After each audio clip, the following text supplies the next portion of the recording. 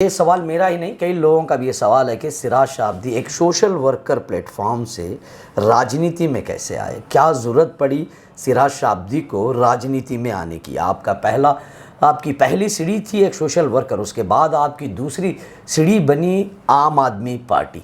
तो काफ़ी कम वक्त में आपने ये मुकाम हासिल किया, आप एक सोशल वर्कर से एक पॉलिटिकल लेवल तक आप पहुँचे। लेकिन लोगों का कहना है कि सोशल वर्क जब आप करते थे तो उस प्लेटफॉर्म के हद तक सिराज शाब्दी के साथ काफ़ी लोग जुड़े हुए थे। लोग सोच रहे हैं कि सिराज शाब्दी पॉलिटिकल प्लेटफॉर्म में कन्वर्ट होने के बाद आज सिराज शाब्दी के साथ वो प्लेटफॉर्म नज़र नहीं आता जो सोशल वर्कर जब वो प्लेटफॉर्म था। जी, पहले तो मैं सारे व्यूवर्स को अस्सलाम वालेकुम रहमतुल्लाहि वबरकातुहू और ख़ास तौर पर आपको मोहसिन साहब आपका शुक्रिया अदा करता हूँ कि आप आए यहाँ पर थोड़े मेरे व्यूज़ को कवर करने के लिए।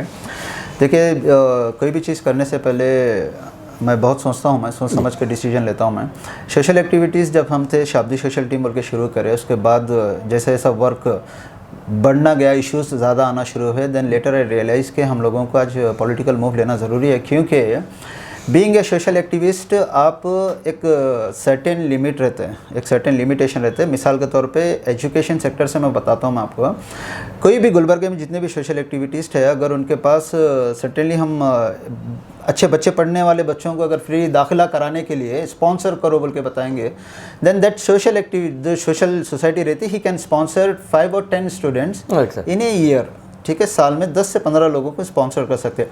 बट बीइंग इन पॉलिटिक्स हम लोग रिजर्वेशंस के और जो स्कीम्स के ज़रिए है उसके ज़रिए से 100-150 बच्चों को हम एडमिशन करा सकते हैं। This is the power of politics. It's depend कि आप पॉलिटिक्स को किस अंदाज से लेना चाह रहे हैं। एक रहता है पॉलिटिक्स में आप चाह रहे कि आप अपना जेब गर्म करना चाह रहे हैं या फिर आप अपनी ही मूवमेंट बढ़ाना चाह रहे हैं, तो वो हो गई गंदी पॉलिटिक्स। इसमें अच्छी पॉलिटिक्स है जिसमें क्या है, हम अच्छी चीज़ अच्छे मूवमेंट भी करा सकते हैं। शाब्दी सोशल टीम छोड़ने के बाद जब हम आम आदमी पार्टी जुड़े, उसके बाद भी हम मूवमेंट बताए। एक पॉलिटिक्स में आने के बाद अच्छे मूवमेंट कैसे हो सकते हैं वो पब्लिक को बताए हम लोग। ठीक है, अब अभी हम जनता दल में हैं, जनता दल से भी हम लोग मूवमेंट बता रहे हैं हम पब्लिक को कि भाई सियासत से हम अच्छे काम कैसे कर सकते हैं। ये अलग शक्ल है। आज अब तक गुलबर्गे में सियासत का गलत फ़ायदा उठा के यहाँ के जो सियासतदान हैं वो अपना जेब भर लिए और लोगों को इस्तेमाल करें, तो वो वजह से लोगों में एक भरोसा टूट गया है आज। अच्छा, लोगों का भरोसा, आपका कहना है कि लोग राजनीति से भरोसा लोग उठाते जा रहे हैं, यानी लोगों का राजनीति पे भरोसा आजकल कम हो रहा है। तो अगर राजनीति पे लोगों का भरोसा कम हो रहा है तो मैं आपको थोड़ा सा बता दूं कि देखिए, गुलबर्गा की जो राजनीति है, तो यहाँ की जो राजनीति कब किस वक्त क्या मोड़ लेती है ये लोगों को जानना भी बहुत मुश्किल है। तो आम आदमी पार्टी में जब आप ज्वाइन किए, लोगों ने कहा कि भाई सिराज शाब्दी ने आम आदमी पार्टी को ज्वाइन किया। आम आदमी पार्टी की छवि लोगों में एक ऐसी है कि ये एक क्या कहते हैं उसको, एक ऐसी पावरफुल पार्टी है जो लोगों की खिदमत के लिए, गरीब और बेसहारा लोगों के लिए ये पार्टी बनी है। तो जाहिर सी बात है, इसका सबसे बड़ा हमको एग्ज़ाम्पल दिल्ली में देखने को मिला कि दिल्ली जैसे शहर में आज आम आदमी पार्टी का राज चल रहा है। तो आपको नहीं लगता था कि आम आदमी पार्टी में रहकर मैं लोगों की खिदमत कर सकूं, मैं कौम की खिदमत कर सकूं? क्योंकि अक्सर आपके जब भी काम को देखा गया तो उसमें एक चीज़ को नज़र में रखा गया कि सिराज शाब्दी के काम में हमेशा एक गरीब और बेसहारा लोगों की मदद के लिए सिराज शाब्दी बात करते हैं। सिराज शाब्दी इंटायर कम्युनिटी को लेकर चलने की बात करते हैं। आम आदमी पार्टी के बैनर के तले रह के काम कर सकें। मैं वेट कर सकता हूँ, मगर मैं इशू को तो वेट करा नहीं सकता। अच्छा, देखिए, प्रैक्टिकली अगर सोचने वाली बात है, आम आदमी पार्टी, मैं आम आदमी पार्टी की आइडियोलॉजी के ऊपर कोई क्वेश्चन नहीं कर रहा है। मैं ये बताया कि आई लेफ्ट आम Aadmi party because I need more power. आपको क्या लगता है, तो आम आदमी पार्टी पावरफुल नहीं लगती? नहीं, it will take some time, at least कम से कम एक मूवमेंट बनने के लिए इट विल टेक 10-15 साल लगते हैं। जैसे जैसे हम लोग आगे बढ़ते जा रहे हैं, we are getting lot of big issues. अच्छा, कॉर्पोरेट इश्यूज आ रहे, लेबर इश्यूज आ रहे, कई सारे बड़े इशू आ रहे हैं जिसको हम मीडिया या फेसबुक के जरिए हम नहीं बता सकते। अच्छा, तो वो इश्यूज को एड्रेस करने के लिए we need some power, we need some people who are in the parliament, in the assembly. तो वो लोग वहाँ पे हमारे इश्यूज को रेस करेंगे, वो लोग वर्क करेंगे। आम आदमी पार्टी में आज एक कॉर्पोरेटर भी नहीं है हमारे पास, एक बिदर में कॉर्पोरेटर है सिर्फ, और बाकी कहीं भी ये नहीं है। तो to develop Aam Aadmi Party in Karnataka it will take some time, but मैं इशू को बोल नहीं सकता ना कि भाई कि इशू आप 10 साल रुकिए, 15 साल रुकिए, तो नहीं बोल सकता। अच्छा, सो एड्रेस होना वो इम्पोर्टेंट है। तो that is the only reason why we have been to Janata Dal party. तो आपका कहना है कि it was very difficult to handle the issues under the banner of Aam Aadmi Party. Issue handle करना डिफिकल्ट नहीं है, actually it will take some time because we need some people, we need some background. As I told you कि assembly में हमारे को लोग चाहिए जो असेंबली में इसका मुद्दा उठा सकें। मिसाल के तौर पे शाहबाद की फैक्ट्री का मसला जो मूवमेंट चल रहा अब, तो ये हम लोग मीडिया में नहीं ला रहे, बट इसका मूवमेंट है ना असेंबली में उठना बहुत ज़रूरी है। अब एंटी कन्वर्जन बिल का इशू आ रहा सो है, एंटी कन्वर्जन बिल के ऊपर आम आदमी पार्टी का कोई असेंबली में नहीं है कि उसके ऊपर आवाज़ उठा सके। That least what we can do is हम लोग एक प्रोटेस्ट कर सकते हैं, मेमोरेंडम दे सकते हैं, वही कर सकते हैं, बट मेरे को इसके बियॉन्ड जाना है। मेरे साथ जो टीम है उनको डिमोटिवेट नहीं करना है कि हम लोग इतना काम कर रहे हैं फिर उसमें प्रोडक्टिविटी क्यों नहीं आ रही। कुछ हम काम कर रहे हैं तो उसमें प्रोडक्टिविटी आना, उसमें हमारे को जीत हासिल होना, वो इंपॉर्टेंट है। बहुत सही। सिराज साहब, ठीक है, आपने जेडीएस पार्टी को ज्वाइन किया, जेडीएस पार्टी ही क्यों, ये एक सवाल पैदा भी होता है। देखिए आजकल सेकुलर की अगर हम बात करेंगे तो कोई पार्टी ऐसी नहीं है जो अपने आप को सेकुलर नहीं बोलती है। सब कहते हैं कि हम सेकुलर पार्टी हैं, हम सेकुलरिज्म पे काम करते हैं, हम माइनॉरिटी के लिए काम करते हैं। बीजेपी को एक हिंदुत्व पार्टी कहा जाता है, उस पर एक सील लगाया गया कि नहीं बीजेपी एक पर्टिकुलर रिलीजन के लिए काम करती है, लेकिन बीजेपी भी आज कह रही है कि हम भी सेकुलर है, हम भी एक सेकुलरिज्म के लिए काम करते हैं। तो आपके लिए बहुत सारी पार्टी थी, आप आम आदमी पार्टी जब आपने छोड़ने की डिसाइड ही किया था तो आप एमआईएम पार्टी ज्वाइन कर सकते थे, कांग्रेस पार्टी ज्वाइन कर सकते थे, तो बीजेपी भी आप ज्वाइन कर सकते थे। तो एक ही जनता दल, सडनली जनता दल पार्टी को ही ज्वाइन करने का क्या मंशा था आपका? ये देखिए इसके पीछे हिस्ट्री है जी। तो कोई भी चीज़ आप ज्वाइन होने से पहले देखिए, ज्वाइन करना कोई बड़ा ये मसला नहीं है कि आप कोई भी पार्टी ज्वाइन कर सकते हैं, मूवमेंट ला सकते हैं, इट्स एन एक्साइटमेंट मूवमेंट, मगर वो जाना नहीं है। We have to think practical. कोई चीज़ हम ज्वाइन करने से पहले हिस्ट्री बैकग्राउंड में जाना ज़रूरी है। अच्छा। कांग्रेस का जो बैकग्राउंड है 1800 में जब 1828 ऐसा मतलब वो सेंचुरी में जब स्टार्ट हुई, तो फ्रॉम दैट डे और आज तक जो मैं बिलीव कर रहा, जो मैं फील कर रहा, दैट आपका नजरिया somewhere they are not secular, somewhere they are communal. ठीक है, तो आपका नजरिया है जी। क्यों नजरिया क्यों बोले तो अब्दुल कलाम आज़ाद जो कांग्रेस पार्टी में एक बहुत बड़ा अहम रोल किए हैं, तो उनकी एक बायोग्राफी है। तो उनकी बायोग्राफी में क्या है, दे हैव, उनकी एक किताब है, उनकी एक किताब अब्दुल कलाम आज़ाद की। तो उन्होंने इंतकाल होने से पहले एक वसीयत किए थे कि उसमें एक 16 पेज है, पब्लिशर को बताए थे 16 पेज है, वो 16 पेज अब मेरे मरने के बाद उसको पब्लिश करना बोला। अच्छा। ठीक है, तो फॉर्चुनेटली वो किताब हमारे पास है, I have read this book. क्या था उसके अंदर they have describe that Congress from पहले से कम्युनलिज्म में है इसका, दे आर इन कम्युनलिज्म के वो लोग। देखो कांग्रेस को कम्युनलिज्म कह के उंगली उठाना, ये मेरे ख्याल से जहाँ तक मैं समझता हूँ, मेरा जो नज़रिया है, मैंने जहाँ तक मेरी नॉलेज है, तब से ये 1992 के राइट्स के बाद से, यानी बाबरी मस्जिद गिरने के बाद तभी लोगों ने खुलकर लोगों ने कांग्रेस पे चढ़ाई की कि भाई नहीं कांग्रेस कम्युनल है, पीवी नरसिम्हा राव की वजह से बाबरी मस्जिद गिरी, कांग्रेस का बहुत बड़ा हाथ है इसमें गिराना। एमआईएम पार्टी को तो लोग डायरेक्टली बोलते हैं बी टीम है, सी टीम है, फलां टीम है। जेडीएस के ऊपर तो कई बार एलिगेशन लग चुके हैं कि भाई बीजेपी के साथ मिली हुई है। गौकशी केस में बीजेपी, जेडीएस ने बीजेपी का साथ दिया, ऐसे कई एलिगेशंस है। मैं ये नहीं कहता हूँ कि कोई एक पर्टिकुलर पार्टी पे एलिगेशंस है, दूसरे पार्टी पे, तमाम पार्टी के ऊपर एलिगेशंस है। तो हिस्ट्री के पहले हिस्ट्री हमारे को देखना ज़रूरी है। कांग्रेस की जब अगर बात आ रही तो कांग्रेस में अगर आप देखेंगे तो जितने भी मेजॉरिटी जितने भी ये हिंदू मुस्लिम्स के जो रियॉट्स हुए, वॉयलेंस हुए ना, ये कांग्रेस के एरा में हुए से। अच्छा। बाबरी मस्जिद का हुआ से कांग्रेस के एरा में हुआ से। ठीक है, और उसके बाद ये जितने भी एंटी कन्वर्जन बिल्स है, ये जितने भी जो 3 ट्रिपल तलाक बिल है, ये सब चीज़ें ये लोग ड्राफ्ट करे थे, इनको इम्प्लीमेंट कर रहे बीजेपी वाले। कांग्रेस भी एक दावा करती है कि हम गली से लेके दिल्ली तक हम बीजेपी को हटाएंगे, बीजेपी का सफाया करेंगे। सेंट्रल स्टेट रीजनल पार्टी ये काम नहीं कर सकती। रीजनल पार्टी को ये काम करने के लिए उसको बहुत सारा प्लेटफॉर्म फिर से उसको बनाना पड़ेगा। तो ये कांग्रेस ही एक सेंट्रल पार्टी है जो बीजेपी को गली से लेके दिल्ली तक हटा सकती है। नहीं, वो सबके अपने अपने थॉट्स है। अब हम लोग बोल रहे हैं कि जेडीएस कर्नाटक एक कनाडी का पार्टी है, रीजनल पार्टी है, तो यहाँ पर हम ना बीजेपी की हुकूमत होने देंगे ना कांग्रेस की होने देंगे। तो यहाँ पे भी हम बोलेंगे कि भाई नीचे साउथ से लेकर ऊपर तक हम लोग बीजेपी और कांग्रेस को हटा देंगे बोलकर। तो सबके अपने अपने थॉट्स हैं, उसके अंदर हम ये नहीं कर सकते। बस कोशिश हमारी यही है कि भाई रीजनल पार्टीज़ को हम लोग आगे बढ़ाना, स्टेट पार्टीज़ को बढ़ाना। कई सारे एग्जाम्पल्स हमारे पास सेट है जो जहाँ कहीं भी रीजनल पार्टी जीती हुई है वहाँ पर बीजेपी और कांग्रेस नहीं रहने की वजह से वो लोग बहुत अच्छा मूवमेंट हो रहा है, उनकी इकोनॉमी डेवलप्ड हो रही है, हर चीज़ हो रहा है। मिसाल के तौर पे एनआरसी सीए का जब मूवमेंट स्टार्ट हुआ था, केरला एक ऐसा स्टेट है जहाँ पे केरला बोला कि भाई हम लोग हमारे स्टेट में इम्प्लीमेंट होने नहीं देंगे। तो स्टेट हैज़ अ पावर, ठीक है। एंटी कन्वर्जन बिल, अब देखिए एंटी कन्वर्जन बिल जो धर्म परिवर्तन जो अब कर्नाटक में लागू होने वाला है, ठीक है, तो अगर स्टेट रीजनल पार्टी अगर रहती तो उसको डिपेंड करता, क्योंकि ये एंटी कन्वर्जन बिल एक ऐसा आर्टिकल है कि स्टेट के ऊपर डिपेंड करता है कि आपको लागू करना है या नहीं करना है, ठीक है। तो इसलिए कई सारे स्टेट इसको डिनाई करे से है, और पर कर्नाटक में बीजेपी हुकूमत रहने से वो लोग उसको लागू करने के वास्ते बैठे हुए हैं वो लोग, ठीक है। तो मैं ये बता रहा हूँ, स्टेट पार्टी अगर रही तो कुछ ऐसे बिल्स रहते हैं जिसको मैंडेटरी नहीं है कि हम लागू करना है नहीं करना, तो इसलिए हम लोग चाह रहे कि कर्नाटक में state regional party JDS party को ही हमको लाना है। बीजेपी कांग्रेस मुक्त अभियान हम लोग स्टार्ट कर रहे हैं। कॉर्पोरेशन इलेक्शन हुआ रिसेंटली, ठीक है, इतने कोविड में हम लोग काम करे वाले इतने अच्छे social workers, they have stand for the corporation election, but result क्या हुआ, ठीक है, रिजल्ट क्या हुआ, रिजल्ट के मूवमेंट में क्या हुआ बोले तो they haven't got a break. ऐसा नहीं है कि कोई भी कॉर्पोरेशन इलेक्शन जो लड़ रहा, they have given first priority to Congress party seats के वास्ते, ठीक है।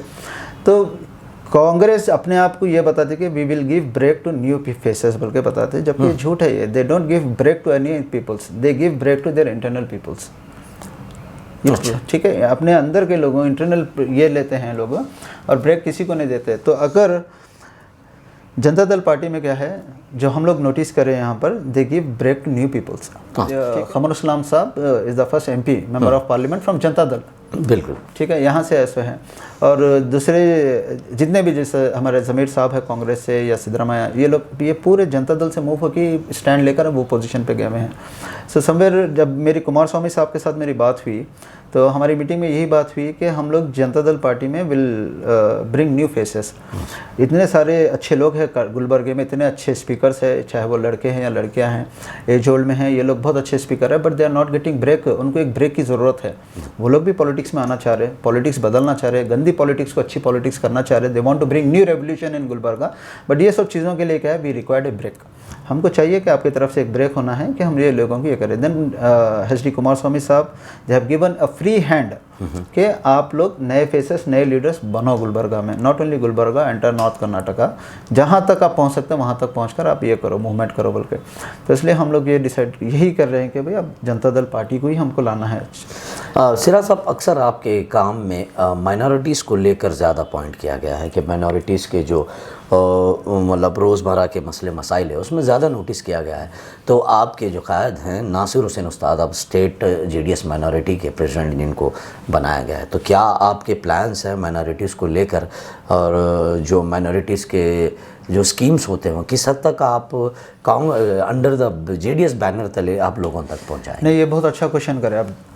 इसमें हम लोग एक प्लान बनाए हैं कि माइनॉरिटीज़ के ऊपर देखिए यहाँ पे कैसा है, जो सबसे परेशान तकबा है वो है माइनॉरिटीज़ का हमारा, बिल्कुल। और ये लोग के लिए कई सारे स्कीम आते हैं ये लोगों के लिए, अच्छा, ठीक है, मगर ये लोग को अवेयरनेस ना होने की वजह से ये लोग उसका फ़ायदा नहीं उठा, और जिसको अवेयरनेस है वो लोग क्या करते हैं, अपने अपने पर्सनल फाइल्स डालकर मूवमेंट करा कर अपने ही लोगों को, अपने ही दोस्तों में दिला दे रहे। तो इसलिए हम लोग क्या डिसाइड करें कि we will make wings, different wing बना रहे हम लोग अब जनता दल पार्टी में। एक तो कॉमन स्टूडेंट विंग रहेगा हमारा, तो स्टूडेंट विंग में हमारा सरासरी मैं आपको बताना चाह रहा हूँ, स्टूडेंट विंग में हम जो भी स्टूडेंट से मीट कर रहे हैं हम उनको ये बता रहे कि भाई हम आपको दूसरे पॉलिटिकल पार्टी जैसा इस्तेमाल करें रैली और प्रोटेस्ट में, हम आपको नहीं लेंगे। You should concentrate on your education, क्योंकि आपके माँ बाप आपको पेट काट कर आपको पढ़ा रहे, तो आप कॉन्सेंट्रेट उस पर करेंगे। आपका एजुकेशन होने के बाद एम्प्लॉयमेंट की जिम्मेदारी हम लोग ये कर रहे हैं, we will bring big companies in Gulbarga और इंटरव्यू ड्राइव करके आपका सिलेक्शन कराने की कोशिश करेंगे। बट उसके लिए क्या है, स्टूडेंट्स गैदरिंग होना हमारे को जरूरी है, स्टूडेंट्स अपने तरफ से बढ़ना जरूरी है। हाँ, they have right to do rally and protest, उन्होंने रैली प्रोटेस्ट कर सकते हैं, but education related, if they are not getting quality education तो उनको हक है प्रोटेस्ट और रैली करने का, हम लोग उनका साथ देंगे। यहाँ तक कि वो लोगों को बोले कि जब इलेक्शन आता ये लोग आपको इस्तेमाल करते हैं, you have to be very careful. ये सब चीज़ें हम लोग करें, अच्छे स्ट्रैटेजीज बने मोमिनपुरे को एक अच्छा खूबसूरत और डेवलप करने के लिए। बट एट द एंड ऐसा ये सिचुएशन आया कि मेरे साथ के दोस्त, मेरे साथ के महल्ले के लोग, ये लोग खुद सडनली मूवमेंट हो गया, they have been to other parties और उसको सपोर्ट करना शुरू करें। कई सारे एलिगेशंस लगे मेरे ऊपर, एलिगेशन से लगे कि सिराज सलाम नहीं करे हमारे को, ठीक अच्छा, ये भी हाँ, allegation सिराज होते सलाम हैं नहीं करा, कि सलाम सलाम करना, का मतलब है हाँ, सलामत रहो बोलकर, बिल्कुल। मगर ये लोग ये नहीं सोचे कि सिराज ने मोमिनपुरे में कितने लोगों को सलामत रख रहे हैं, वो नहीं देखे। मोमिनपुरे में जहाँ से आपने बेसिक, आपने जहाँ से आपकी शुरुआत की, हमने देखा है कि बहुत जल्द, बहुत कम वक्त में आपने लोगों के दिलों में जगह बनाई। देखिए, एक पॉलिटिकल लीडर, एक अच्छा पॉलिटिकल लीडर बनने के लिए हम सबसे पहला काम होता है कि लोगों के दिलों को जीतना। ये बहुत बड़ी बात होती है कि जब आप लोगों के दिलों को जीतते हैं तो लोग हिचकिचाते नहीं कि आपको अपना कायद चुनने के लिए क्या है, वोट भी होना रहता है। अब देखिए, मेरे अब जो मुझे मिले 470 वोट मिले मुझे, जहाँ पे मेरा एक्सपेंस 0 एक्सपेंस में बता सकता हूँ कि मैं वो 470 वोटर्स को मैं दिल से शुक्रिया अदा करना चाहता हूँ कि वो लोग समझे कि हाँ हमारे में काबिलियत है बोलकर, और वो 470 वोटर के वसीले से आज भी हम लोग ये मूवमेंट चल रहे हैं, ये मूवमेंट चला रहे, सोशल एक्टिविटीज़ कर रहे, हेल्प कर रहे लोगों की। सिराज, क्या प्लान है आपके जीडीएस पार्टी को लेकर आने वाले असेंबली इलेक्शन के लिए नासिर हुसैन उस्ताद के साथ मिलकर? नहीं, देखिए, हमारा तो बहुत अच्छा प्लान बना है हम लोग जी। शायद ही अगर जब हमारे मूवमेंट जब देखना शुरू करेंगे तो इनके पैरों से ज़मीन निकल जाएंगी अपोजिशंस की। तो इतने अच्छे प्लान्स करे हैं जिसके अंदर कई सारे एजुकेटेड जो पढ़े लिखे नौजवान हैं वो लोग इसमें मूवमेंट लेने वाले हैं और हमारा साथ देंगे, क्योंकि हमारा एक ही ऑब्जेक्टिव है गुलबर्गे में एक नया पॉलिटिकल रेवोल्यूशन लाना, जिसमें ये जो गंदी सियासत जो 15 साल से जो हुक्मरानी चल रही, ये चीज़ को हटा देना है। इसके अंदर हम लोग जो प्लान्स बनाए, हम लोग क्या कर रहे हैं सेंट्रली, माइनॉरिटीज़ की आप बात कर रहे थे, माइनॉरिटीज़ के अंदर हम लोग जो विंग्स बना रहे हैं हम लोग, एक तो मैं स्टूडेंट विंग के बारे में आपको बताया कि स्टूडेंट्स को हम इस तरीके से हम उनको फ़ायदा पहुँचाएंगे। उसके बाद बना रहे हम लोग नोटिस करते गए जो कि माइनॉरिटीज़ में कई सारे ऐसे ख़वातीन हैं इर्रेस्पेक्टिव ऑफ एनी कास्ट, ठीक है, not only minorities, irrespective of any caste, जो लोग घरों में काम करने वाले लेडीज़ है और बेकरियों में काम, होटलों में काम, रोटियां बनाने वाले, ये लोगों को कोई नहीं देखता, ठीक है। ऐसा जैसा कि इनको कोई देखने वाला है ही नहीं, कोई इनके लिए नहीं, they will get use only in rallies, election के टाइम पे और वोट डालने के टाइम पे इनको यूज करा जाता है। तो उनके लिए हम लोग एक ladies Janata Dal labour ladies wing बना रहे, जिसके अंदर उनको ही हम फोकस करेंगे और जितने भी फैसिलिटीज आएंगे उनको ही पहुंचाएंगे। कैसा रहता है जब हम एक वीडियो रिलीज करते कि फलाना ये स्कीम है, इसके लिए ये करो, तो वो गरीब से ज़्यादा अच्छे घर के लोग वहाँ पे आकर उसका फ़ायदा लेने की ये करते हैं, जबकि देखा जाए हकीकतन हकदार तो वही लोग रहते हैं। इसलिए हम लोग ये स्ट्रैटेजी बना रहे कि सिर्फ हकदार को ही हक मिलना, इसलिए हम एक अलग से लेबर लेडीज विंग बना रहे, उनको रजिस्ट्रेशन लेकर, उनको कार्ड देकर, तो पूरे 55 वार्ड में बनाएंगे इंशाल्लाह। उसके बाद फिर ये भी नोटिस हुआ कि कोई जो सीनियर सिटीजन्स रहते हैं, बुजुर्ग रहते हैं, उनको कोई नहीं देख रहा, ना कोई पॉलिटिकल विंग है उनके लिए, ना कोई चाहिए है उनके लिए। सिर्फ ये है कि भाई गवर्नमेंट की तरफ से एक पेंशन आता, 1200-1500 रुपये आता, उसके बाद ये नहीं। बुजुर्ग एक ऐसा तकवा है, एक खुददार तकवा है जो किसी से पैसे लेने भी 4 बार ये करते ना, पैसे भी नहीं लेते, कि ईमानदारी से ज़िंदगी बसर करे से है। आज गुलबर्गा के कई जगह ऐसे हालात है कि उनके बच्चे खुद उनको नहीं देख रहे, मोतीबिंद हो गया, मगर वो लोग ऐसे ही फिर रहे, उनका ऑपरेशन नहीं करा रहे। It will take only 2000 to 2500। तो आई डिस्कस विद नासिर उस्ताद साहब से मेरी बातचीत हुई और उसके बाद हम लोग ये प्लान करें कि भाई हर वार्ड में एक सीनियर सिटीजन विंग बनाएंगे, जिससे क्या होगा, सीनियर सिटीजन के ऊपर फोकस रहेगा, हम खुद उनके लिए ऑफिस लेंगे, let them sit in our office, let them spend their time. फिर उसके बाद हम लोग हर महीना वही सीनियर सिटीजन्स को कैंप रखेंगे, हेल्थ कैंप, जहाँ पे उनके आई टेस्ट रखेंगे, बीपी शुगर, ये सब चीज़ों को हम मॉनिटर करेंगे। उसके बाद पेंशन्स, जितने का पेंशन हुआ, जितनों का नहीं हुआ, वो लोगों का पेंशन बनाएंगे। बहुत अच्छी बात। देन गवर्नमेंट के ऊपर we will build a pressure कि जैसे कम्युनिटी हॉल बनता है, कम्युनिटी हॉल आप बना रहे हैं, तो हमारे कम्युनिटी में भी कम्युनिटी हॉल बनाना ज़रूरी है, ठीक है। अब जैसा मोमिनपुरा, हागरगा, यहाँ पे ये उनकी जिम्मेदारी है, उन्हें क्या भी करना है ये लोगों के लिए। अब हमारे पास पार्क फैसिलिटी नहीं है, कम से कम एक कम्युनिटी हॉल बनाओ जहाँ पे बुजुर्ग जाएंगे, late them spend their time, यानी ये सारी चीज़ें under the banner of GDS हो। बिल्कुल। तो ये होगा सीनियर सिटीजन विंग हम बनाएंगे। उसके बाद एक हैंडीकैप विंग भी हम लोग प्रोपोगेट कर रहे हैं, क्योंकि हैंडीकैप्स के इतने फैसिलिटीज़ आ रहे हैं। गुलबर्गा डिस्ट्रिक्ट में कई सारे हैंडीकैप्स हैं, उनको पता नहीं कि फैसिलिटीज़ का कैसा फ़ायदा उठाना है। तो इसलिए हम लोग मॉनिटर करके एक हैंडीकैप विंग भी बना रहे हैं, जिसमें उनको जॉब एम्प्लॉयमेंट रहते या उनकी स्कीम्स आते, वो भी मूवमेंट करेंगे। तो इस अंदाज से हम लोग मूव कर रहे हैं हम लोग कि जेडीएस के जो हम लोग जो अब ख्वाब देखे, हम जो मूवमेंट चला रहे हैं जेडीएस के, अब ये बार ज़्यादा से ज़्यादा सीट लाना है, not only in Karnataka, we are encouraging our president से कि हम लोग अब यहाँ से कर्नाटक के बाद हम लोग आगे बढ़ेंगे, दूसरे स्टेट्स में भी जाएंगे और वहाँ पे भी हमारे को जनता दल सेक्युलर के झंडे गाड़ना है हमारे को।